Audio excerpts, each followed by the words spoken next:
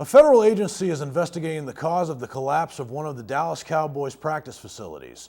Officials with the Occupational Safety and Health Administration, or OSHA, say it'll take at least 6 months to interview witnesses and identify any hazards in the metal frame structure.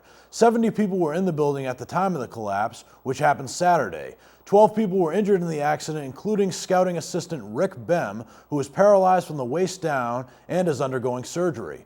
OSHA insists its investigation is routine and implies no wrongdoing. Meanwhile, witnesses are still coming forward with their stories. The far structure of the building over there, pretty much I did see fall over to its side, and there were bodies scrambling outside of the building.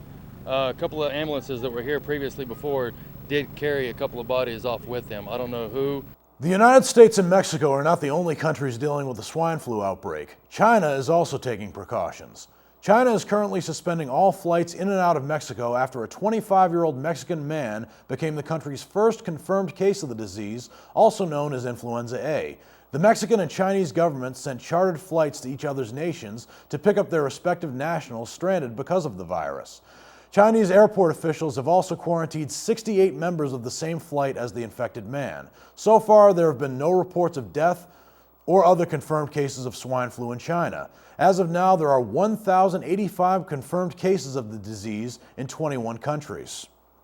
And Dom DeLuise, the comic legend known for his trademark voice and supporting roles in many Mel Brooks films, is dead at the age of 75. DeLuise passed away in the hospital surrounded by family and friends. A publicist would not disclose the cause of death, but DeLuise has been battling cancer for the last year. The comedian is best known for his roles in classic Mel Brooks films such as Blazing Saddles and Silent Movie, and in supporting roles with Burt Reynolds in the Cannonball Run movies and Smokey and the Bandit 2. He also lent his voice to many animated films, including An American Tail and All Dogs Go to Heaven. DeLuise is survived by his 3 sons and his wife of 40 years. Well, for many football fans, August may seem too far away, but if you're one of those fanatics who isn't distracted enough by the hype of Red Sox Nation, you may want to check out this up-and-coming football team. Red Sox Nation has come out of hibernation, but there are still football fans eagerly awaiting a gridiron reopening in August. Fortunately, the Boston Militia begins their season in April. Anyone who thinks they are an average team will change their minds immediately once the helmets come off. It gives you a chance to fill that competitive void that if you've been an athlete your whole life and you get out of college and you look for something to do, it's highly competitive and, you know, it's sanctioned violence. You can't do this stuff in real life. So we get to hit people 3 times a week, and it's great. It's good competition. The Boston Militia is one out of 41 teams in the Independent Women's Football League, or IWFL, a national nonprofit organization based out of Texas. The Lingerie Bowl, it is not. These women run just as fast as guy football players, hit as hard, if not harder, and give playing like a girl a whole new meaning.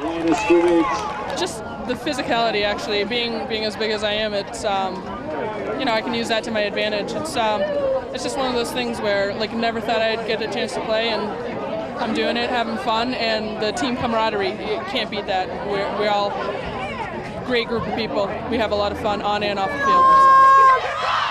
The coaching staff is mostly male, but say the women's efforts in playing the game are just as great as the men they've coached. You know, it's really no difference. I mean, it's few little subtleties that you had to get over initially, but once the whistle is blown, they put those helmets on and strap them up. They play just like any other man would play.